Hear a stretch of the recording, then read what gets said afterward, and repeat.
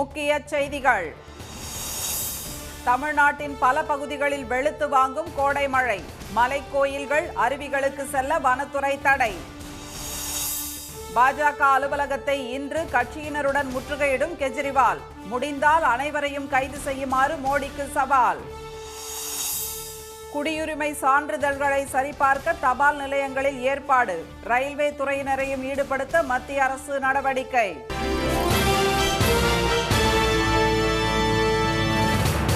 வணக்கம். வணக்கம். தமிழ்நாட்டில் 2 நாட்களுக்கு அதி கனமழைக்கான சிவப்பு எச்சரிக்கை விடுக்கப்பட்டுள்ள நிலையில் பல்வேறு இடங்களில் கனமழை கொட்டி வருகிறது. கன்னியாகுமரி மாவட்டம் நாகர்கோவில், ஆசாரிப்பள்ளம், வடசேரி ஆகிய பகுதிகளில் கனமழை பெய்தது. தென்காசி மற்றும் கோவில்பட்டி சுற்றுவட்டார பகுதிகளில் 1 மணி நேரத்திற்கு மேலாக கனமழை வெளுத்து வாங்கியது. கொடைக்கானல், மூஞ்சிக்கல், ஆனந்தகிரி, பழனி, ஆயக்குடி, பாலசமுத்திரம் ஆகிய பகுதிகளில் பெய்த பலத்த மழையால் சாலைகளில் தண்ணீர் பெருக்கெடுத்தது.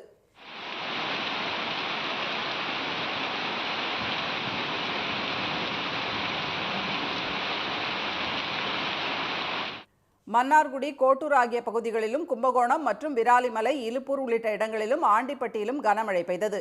ஸ்ரீவில்லிபுத்தூரில் தொடர்ந்து பெய்யும் மழையால் முன்னெச்சரிக்கையாக சதுரகிரி மலைக்கோவிலுக்கு செல்ல பக்தர்களுக்கு அனுமதி மறுக்கப்பட்டுள்ளது.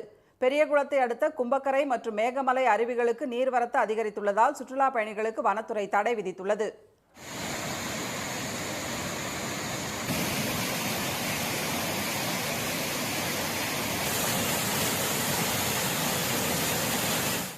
வாணியம்பாடி, ஆம்பூர் சுற்றுவட்டார பகுதிகளில் பெய்த கோடை மழையால் சாலைகளில் தண்ணீர் தேங்கியது. கோவையில் லங்கா கார்னர் சுரங்கப்பாதையில் தேங்கிய மழை நீரை மாநகராட்சி ஊழியர்கள் விரைந்து செயல்பட்டு அகற்றினர்.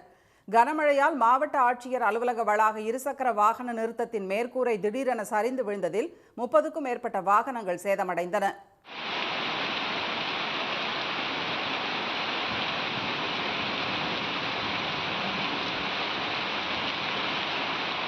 திருச்சி, நாமக்கல், திருவண்ணாமலை, ஆரணி, கோபிச்செட்டிப்பாளையம் சுற்றுவட்டார பகுதிகளில் மழை கொட்டியது. நீலகிரி மாவட்டத்தில் 3 நாட்கள் கனமழை பெய்யும் என்று ஏற்கனவே எச்சரிக்கப்பட்டுள்ள நிலை உதகை ரயில் நிலையம் அருகே மழைநீர் தேங்கியதால் மத்திய பேருந்து நிலையம், படகு இல்ல சாலை பகுதிகளில் போக்குவரத்து பாதிக்கப்பட்டது. இதனால் வாகனங்கள் ஊர்ந்து செல்லும் நிலை உருவானது.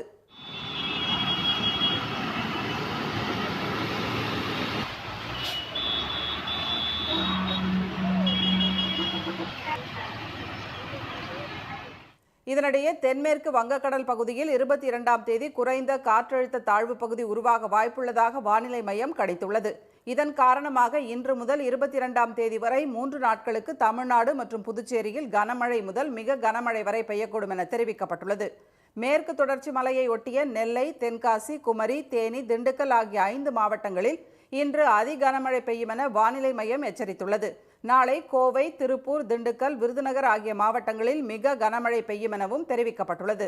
தஞ்சை, திருவாரூர், திருச்சி, மதுரை, சிவகங்கை, கடலூர், புதுக்கோட்டை ஆகிய மாவட்டங்களில் ஓரிரு இடங்களில் கனமழைக்கு வாய்ப்புள்ளதாகவும் சென்னை வானிலை மையம் தெரிவித்துள்ளது.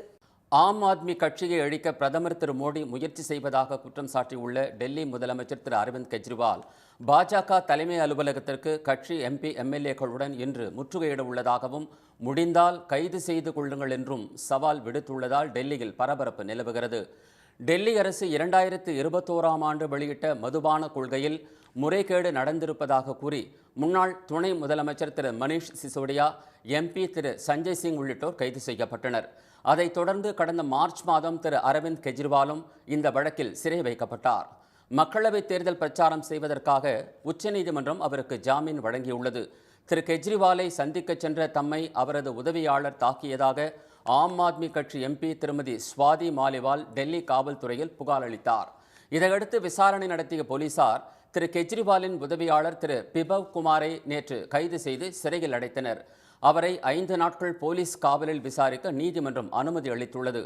இந்நிலையில் டெல்லியில் இந்தியா கூட்டணி வேட்பாளர்களை ஆதரித்து பிரச்சாரம் செய்த திரு கெஜ்ரிவால் ஆம் ஆத்மி கட்சியை அழிக்க திரு மோடி முயற்சிப்பதாக குற்றம் சாட்டினார்.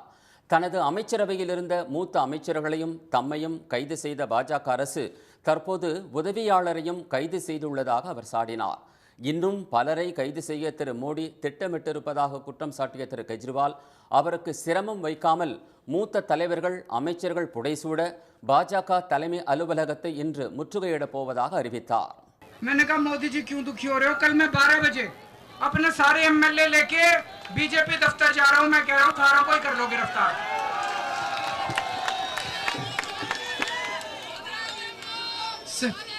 रोज धमकी देते हैं, मैं इसको गिरफ्तार करूंगा, मैं इसको गिरफ्तार करूंगा। अरे हमने तो प्रधानमंत्री बनाया था, थानेदार थोड़ी बनाया था। இதனிடையே பாஜகவின் சதி வலையில் திருமதி ஸ்வாதி மாலிவால் விழுந்துவிட்டதாக குற்றம் சாட்டியுள்ள டெல்லி அமைச்சர் திருமதி அதிஷி திரு கெஜ்ரிவாலின் உதவியாளர் மீது கூறியுள்ள குற்றச்சாட்டுகள் ஆதாரமற்றவை என்று தெரிவித்துள்ளார்.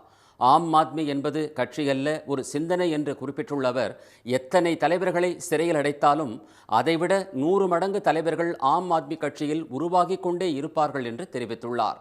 குடியுரிமைக்கான சான்றிதழ்களை சரிபார்ப்பதற்கான அங்கீகாரத்தை தபால் நிலையங்கள், ரயில்வே, தேசிய தகவல் மையங்கள் ஆகியவற்றுக்கு மத்திய அரசு வழங்கியுள்ளது.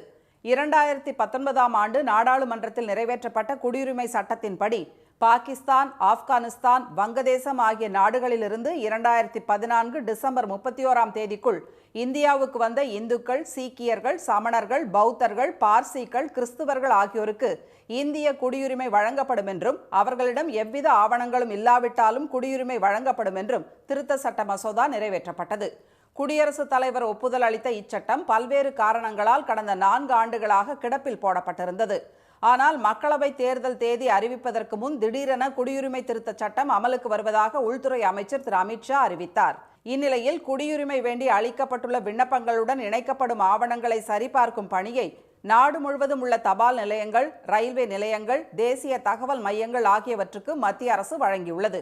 இதையடுத்து பாகிஸ்தான், ஆப்கானிஸ்தான், வங்கதேசம் ஆகிய நாடுகளிலிருந்து புலம்பெயர்ந்து வந்த இந்துக்கள் குடியுரிமை வேண்டி விண்ணப்பிக்க தபால் நிலையங்களில் குவிய தொடங்கியுள்ளனர். பாலியல் புகாரில் சிக்கியுள்ள கர்நாடக எம்பி பிரிஜ்வல் ரேவண்ணாவை கைது செய்ய பிடிவாரண்ட் பிறப்பிக்கப்பட்டுள்ளது. முன்னாள் பிரதமர் திரு தேவேகவுடாவின் பேரனும் ஹாசன் தொகுதி எம்பியுமான பிரிஜ்வல் ஏராளமான பெண்களை பாலியல் ரீதியாக துன்புறுத்தியதாக புகார் எழுந்தது. அது தொடர்பான வீடியோக்களும் வெளியாகி பெரும் அதிர்வலைகளை ஏற்படுத்தியது. இதையடுத்து சிறப்பு புலனாய்வு படை அமைக்கப்பட்டு வெளிநாட்டுக்கு தப்பிச் சென்ற பிரிஜ்வலை பிடிக்க நடவடிக்கை எடுக்கப்பட்டு வருகிறது. அவரது பாஸ்போர்ட்டை முடக்க மத்திய அரசுக்கு கர்நாடக அரசு கோரிக்கை விடுத்துள்ள நிலையில் அவர் ஒளிந்துள்ள இடத்தை கண்டுபிடிக்க ப்ளூ கார்னர் நோட்டீஸ் வெளியிடப்பட்டுள்ளது. இந்நிலையில் பாலியல் வன்கொடுமை வழக்கில் பிரிஜ்வலை கைது செய்ய வாரண்ட் பிறப்பிக்கப்பட்டுள்ளது. சிறப்பு புலனாய்வு குழு தாக்கல் செய்த மனுவை ஏற்று பெங்களூரு செஷன்ஸ் நீதிமன்றம் பிடி வாரண்ட் உத்தரவை பிறப்பித்தது. இந்நிலையில் பிரிஜ்வலை வெளிநாட்டிலேயே கைது செய்யவும் வங்கிக் கணக்குகளை முடக்கவும் நடவடிக்கைகள் எடுக்கப்பட்டு வருகின்றன. இதனிடையே ஜெர்மனியிலிருந்து துபாய்க்கு தப்பிய பிரிஜ்வல் தற்போது லண்டனில் இருப்பதாக கூறப்படுகிறது. வெளிநாடு வாழ் இந்திய தொழிலதிபர் ஒருவர் உதவியுடன் லண்டன் புறநகர் பகுதியில் உள்ள ரகசிய இடத்தில் நண்பர்களுடன் பிரிஜ்வல் தங்கியிருப்பதாக செய்திகள் வெளியாகியுள்ளன. கொடைக்கானல் மலர் கண்காட்சியை ஏராளமான சுற்றுலா பயணிகள் ஆர்வமுடன் கண்டு ரசித்தனர். அங்கு ஆண்டுதோறும் மே மாதம் கோடை விழாவுடன் மலர் கண்காட்சி நடத்தப்பட்டு வருகிறது. அதற்காக 2.5 லட்சம் செடிகளில் நடவு செய்யப்பட்ட சால்வியா, பிங்க் அஸ்டர், டெல்பினியம், டேலியா உட்பட 15 வகையான வண்ண மலர்கள் கண்களுக்கு விருந்தளிக்கின்றன.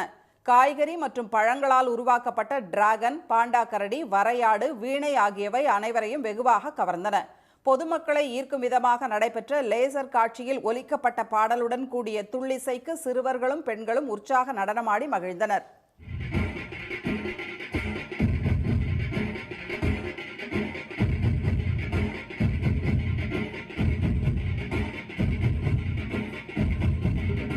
கொடைக்கானல் மலர் கண்காட்சியின் பார்வையாளர் நேரம் காலை 7 மணி முதல் மாலை 7 மணி வரை என மாற்றப்பட்டுள்ளது. 2வது நாளாக மலர் கண்காட்சிக்கு சுற்றுலா பயணிகளின் வருகை அதிகரித்திருந்தது. கண்ணை கவரும் விதத்தில் தொட்டியில் காட்சிக்கு வைக்கப்பட்டிருந்த 30 வகையான கொய் மலர்களும் காய்கறிகளால் வடிவமைக்கப்பட்ட விலங்குகளின் உருவங்களும் பார்வையாளர்களை வெகுவாக கவர்ந்தன. ரொம்ப நல்லா இருக்கு, ரொம்ப கலர்ஃபுல்லா இருக்கு. ஹார்ட் ஷேப்ல ஃப்ளவர்ஸ், அப்புறம் ரோஸ்டர் ஷேப்ல, அப்புறம் ட்ரெஸ் காஸ்டியூம் மாதிரிலாம் வந்து ஃப்ளவர்ஸை வந்து டெக்கரேட் பண்ணியிருக்காங்க. ரொம்ப நல்லா இருக்கு. நிறைய ரஷ் இருக்கு, ஆனாலும் என்ஜாய் பண்ணோம் நாங்கள் ஃபேமிலியோட. கோடை விழாவையொட்டி நாள்தோறும் பரதம் மற்றும் தப்பாட்டம், ஒயிலாட்டம் உள்ளிட்ட கிராமிய கலை நிகழ்ச்சிகள் நடைபெற்று வருகின்றன.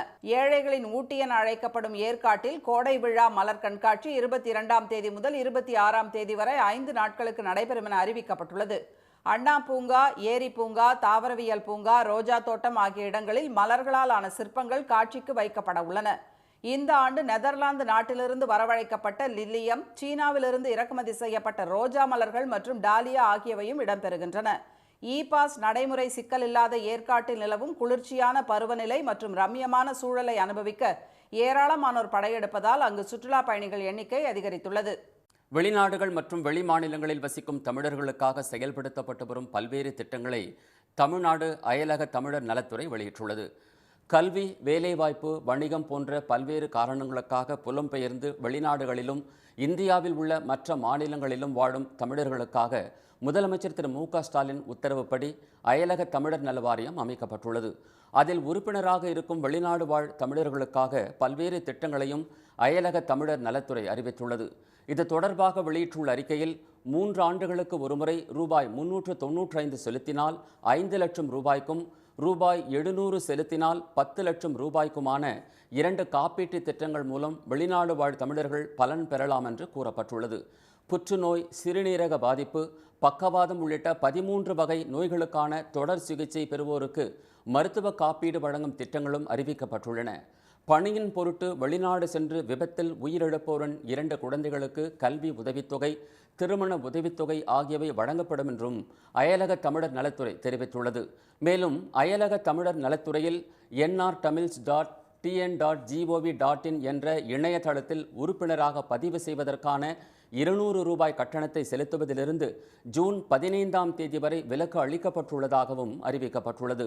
வெளிநாடுகளில் இருப்போர் 8069009901 என்ற கட்டணமில்லா தொலைபேசி எண்ணில் தொடர்பு கொள்ளலாம் என்றும் 8069009900 என்ற எண்ணுக்கு மிஸ்ட் கால் கொடுத்தால் அயலக தமிழர் நலவாரியம் தொடர்பான கூடுதல் விவரங்களை பெறலாம் என்றும் அறிவிக்கப்பட்டுள்ளது. இனி வருவது செய்தி துளிகள். அனைத்து அரசு மருத்துவக் கல்லூரிகள், மருத்துவமனைகள், ஆரம்ப சுகாதார நிலையங்களில் பணிபுரியும் செவிலியர் உதவியாளர்களுக்கும், கடைநிலை ஊழியர்களான மருத்துவ பணியாளர்கள் மற்றும் தூய்மை பணியாளர்களுக்கும் 3 ஷிப்டுகள் அடிப்படையில் பணி நேரம் ஒதுக்கீடு செய்து அரசாணை பிறப்பிக்கப்பட்டுள்ளது. காலை 6 மணி முதல் 2 மணி வரை, பிற்பகல் 1 மணி முதல் இரவு 9 மணி வரை, இரவு 8 மணி முதல் காலை 6 மணி வரை என இந்த ஷிப்டுகள் அமல்படுத்தப்படும். 50% பேர் காலை ஷிப்டிலும், 25% பணியாளர்கள் பிற்பகல் ஷிப்டிலும், 25% பேர் இரவு ஷிப்டிலும் பணிபுரிவார்கள் என்று அரசாணையில் தெரிவிக்கப்பட்டுள்ளது. இந்திய கடற்பகுதியில் அத்துமீறி நுழைந்து தூத்துக்குடி, கன்னியாகுமரி கடற்பகுதிகளில் மீன்பிடித்துக் கொண்டிருந்த இலங்கை மீனவர்கள் 7 பேரை கடலோர காவல்படையினர் கைது செய்தனர். பின்னர் அவர்கள் தருவைக்குளத்தில் உள்ள கடலோர பாதுகாப்பு குழும காவல்துறையினரிடம் ஒப்படைக்கப்பட்டனர். கைது செய்யப்பட்ட இலங்கை மீனவர்கள் மீன்பிடிக்க வந்தார்களா அல்லது வேறு ஏதேனும் கடத்தலில் ஈடுபடுவதற்காக வந்தார்களா என மீன்வளத்துறை அதிகாரிகளும் போலீசாரும் விசாரணை நடத்தி வருகின்றனர். வைகாசி விசாகத்தையொட்டி திருச்செந்தூர், திருநெல்வேலி இடையே வரும் 22ஆம் தேதி சிறப்பு ரயில்கள் இயக்கப்படுவதாக தெற்கு ரயில்வே அறிவித்துள்ளது. திருச்செந்தூர் சுப்பிரமணிய சுவாமி கோவில் வைகாசி விசாக திருவிழாவுக்கு வரும் பக்தர்களின் வசதிக்காக முதல் முறையாக இந்த ஆண்டு சிறப்பு ரயில் இயக்கப்பட உள்ளது. 2 மார்க்கங்களிலும் அன்றைய தினம் தலா 2 ரயில்கள் இயக்கப்படுகின்றன. கரூர் அருகே நெரூர் கிராமத்தில் நடைபெற்ற ஆராதனை உற்சவ நிகழ்ச்சியில் ஏராளமான பக்தர்கள் பங்கேற்று எச்சில் இலையில் ஊருண்டு அங்க பிரதட்சணம் செய்தனர். அங்கு ஆண்டுதோறும் நடக்கும் அன்னதானத்தில் ஏதாவது ஒரு பக்தர் ரூபத்தில் சதாசிவ பிரம்மேந்திர சுவாமிகள் சாப்பிடுவார் என்றும், அவர் சாப்பிட்ட இலையில் அங்க பிரதட்சணம் செய்தால் அவரது அருள் கிடைக்கும் என்றும் நம்பப்படுகிறது.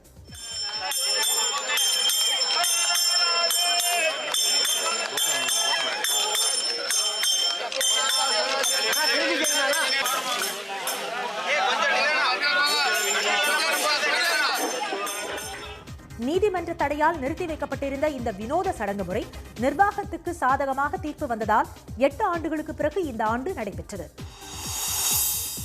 மேட்டுப்பாளையம் கோத்தகிரி சாலையில் 1வது கொண்டை ஊசி வளைவு அருகே குட்டியுடன் தாய் யானை விலவிய காட்சி வலைதளங்களில் பரவி வருகிறது. யானைகள் நடமாட்டம் காரணமாக மேட்டுப்பாளையத்தில் இருந்து குஞ்சப்பனை வரை வாகன ஓட்டிகள் கவனமாக செல்லுமாறு வனத்துறையினர் அறிவுறுத்தியுள்ளனர். திருவாரூர் மாவட்டம் கோட்டூர் இருள்நீக்கி சாலையில் கடந்த ஆண்டு கட்டப்பட்டு திறக்கப்படாமல் உள்ள பாலத்தை உடனே திறக்க வலியுறுத்தி கிராம மக்கள் போராட்டம் நடத்தினர். விவசாய சங்கங்களின் ஒருங்கிணைப்பு குழு தலைவர் திரு PR பாண்டியன் தலைமையில் திருத்துறைப்பூண்டி, மன்னார்குடி சாலையில் நடந்த போராட்டத்தில் 500க்கும் மேற்பட்டவர்கள் கலந்து கொண்டனர். சாலையோரத்தில் உள்ள ஆக்கிரமிப்பு வீடு விரைவில் அகற்றப்பட்டு பாலம் பயன்பாட்டுக்கு கொண்டுவரப்படும் என நெடுஞ்சாலைத்துறை அதிகாரிகள் உறுதியளித்ததை அடுத்து அனைவரும் கலைந்து சென்றனர். மீண்டும் முக்கிய செய்திகள். தமிழ்நாட்டில் 2 நாட்களுக்கு அதி கனமழைக்கான சிவப்பு எச்சரிக்கை விடுக்கப்பட்டுள்ள நிலையில் பல்வேறு இடங்களில் கனமழை தொடர்கிறது. டெல்லி முதலமைச்சர் கெஜ்ரிவால் ஆம் ஆத்மி எம்பி எம்எல்ஏக்களுடன் பாஜக தலைமை அலுவலகத்தை இன்று முற்றுகையிடப் போவதாக அறிவித்துள்ளார். இத்துடன் இந்த செய்திகள் நிறைவடைகின்றன. மீண்டும் சன் டிவியில் செய்திகள் மாலை 6 மணிக்கு. செய்திகளை உடனுக்குடன் தெரிந்து கொள்ள சன் நியூஸ் தொலைக்காட்சியை பாருங்கள். வணக்கம்.